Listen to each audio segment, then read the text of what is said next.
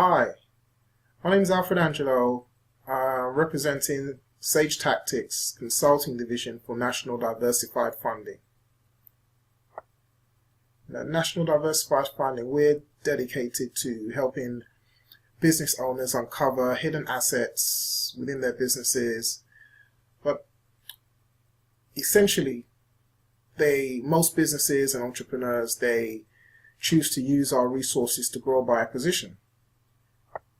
And quite often this has a compounding effect of accelerating growth and creating wealth. Through our models, they create this wealth through a minimization of risk or no risk at all. What if you're a business owner and you chose to grow by acquiring your competitors or make strategic acquisitions within your industry? Now, that growth would be a lot faster than growing under your own steam through your marketing efforts or your operations. And that's what we do at National Diversified.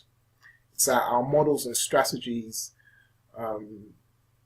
when they're implemented, and we try to create bespoke packages, bespoke models and strategies on a business-to-business basis. But essentially, the acquisition can lead to accelerated growth with minimum risk or no risk at all. So what follows in this video is a case study going through a particular strategy or model one of our clients used to make such an acquisition.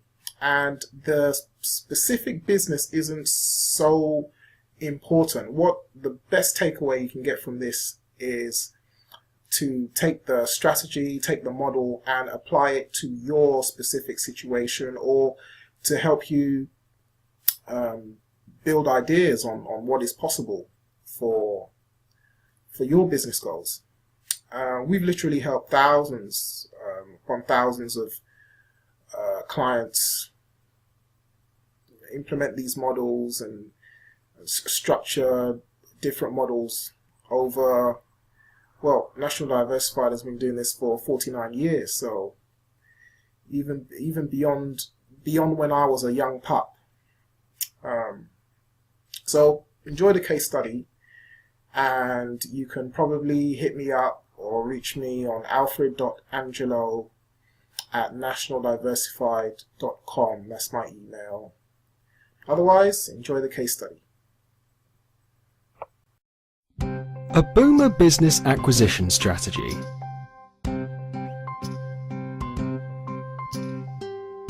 NDFC helps a car enthusiast buy a new Porsche every year with none of his own money.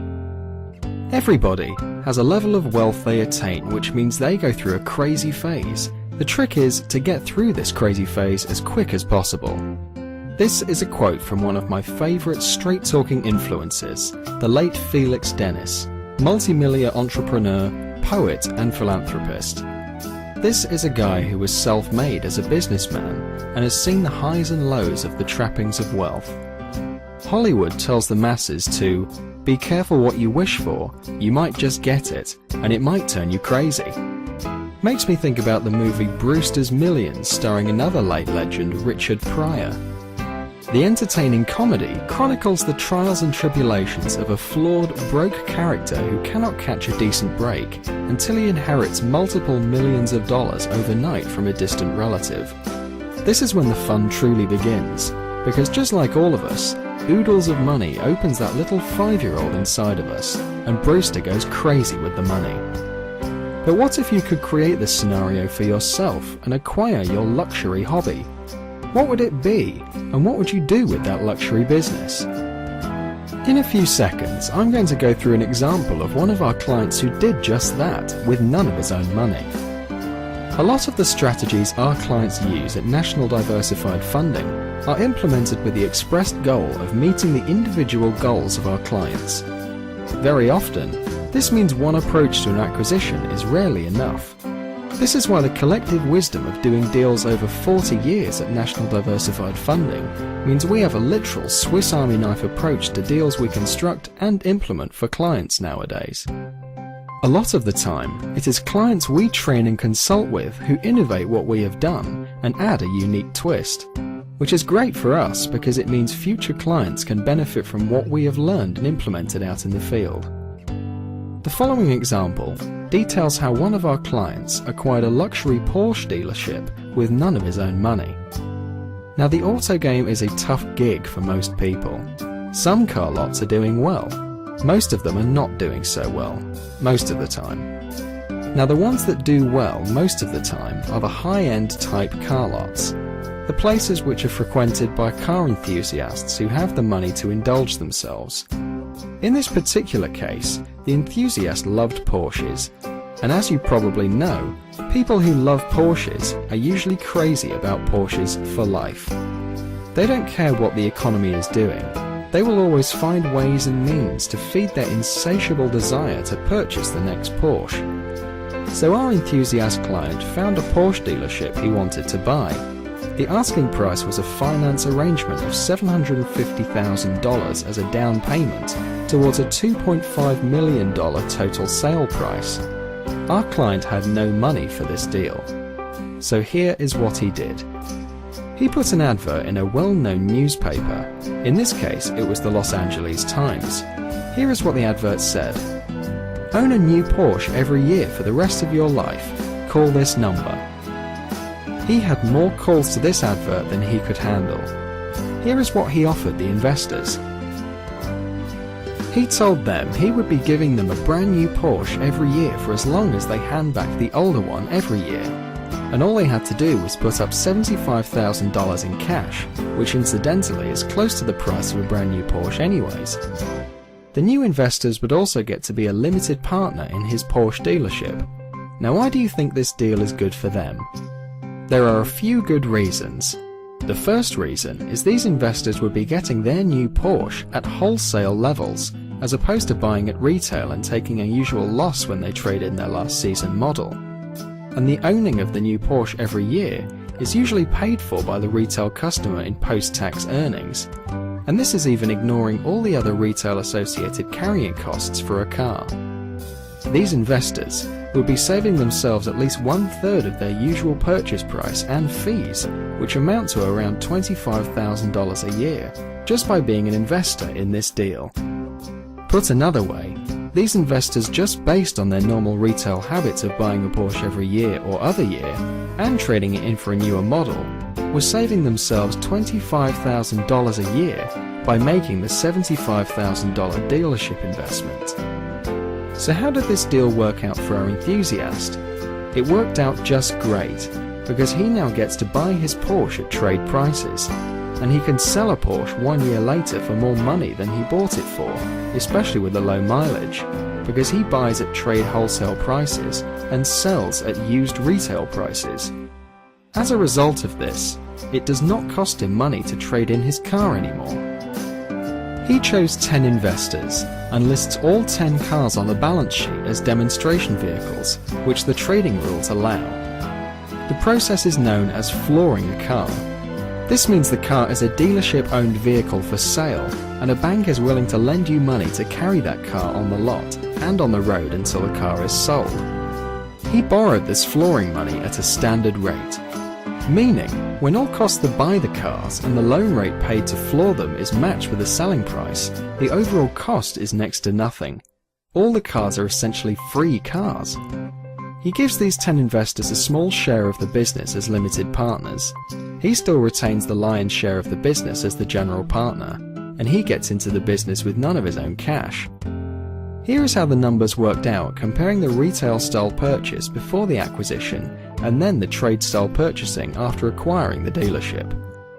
The following illustration demonstrates the cost of driving a new Porsche for 1 year to a normal retail buyer. To finance the purchase of this Porsche at retail new means we are spending $65,000.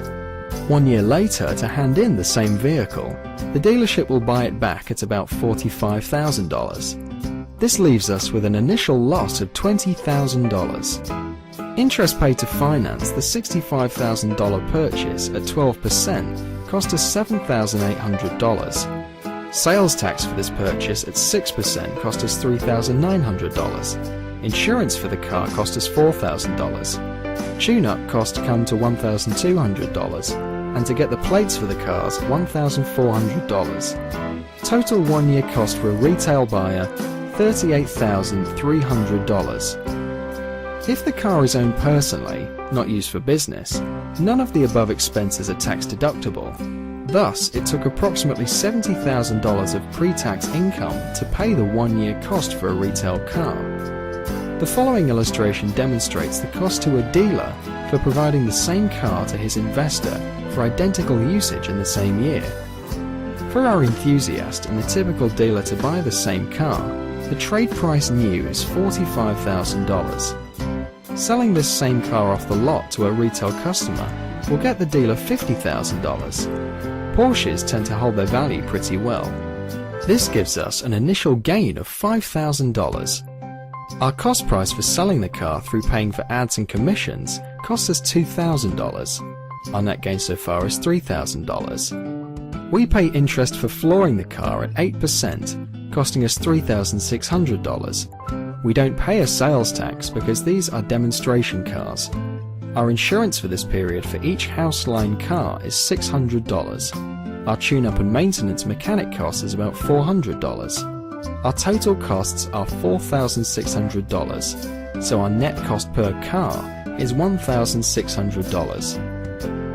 We took in 10 investors to get our $750,000 down payment, so the 1 year cost of 10 cars is $16,000. This is the total net cost for 10 cars.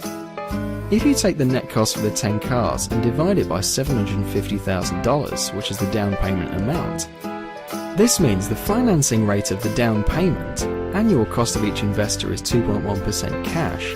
Just try getting that kind of deal from the bank. It's not going to happen. Since this is a car dealership, and the cars are demonstration vehicles, the dealership can deduct all of the costs as business expenses. The pre-tax cost of each car is $1,600, and remember, not a penny of this comes out of our members' personal pocket. Could we make the offer on a Chevy dealership and use Corvettes? What about a Harley-Davidson motorcycle dealership, or a Sea Ray boat or yacht dealership, or Cessna aircraft dealership? It works for virtually any company selling big-ticket consumer items. What is it that we are really leveraging with this technique? The difference in the retail value to the consumer versus the wholesale cost to the business and tax money. Think about how this technique is used to purchase golf courses, nightclubs, shopping malls, office buildings and industrial parks. Be imaginative. We have barely scratched the surface for ways we use these strategies to help our clients at National Diversified Funding. How will you apply this strategy to indulge your luxury buying?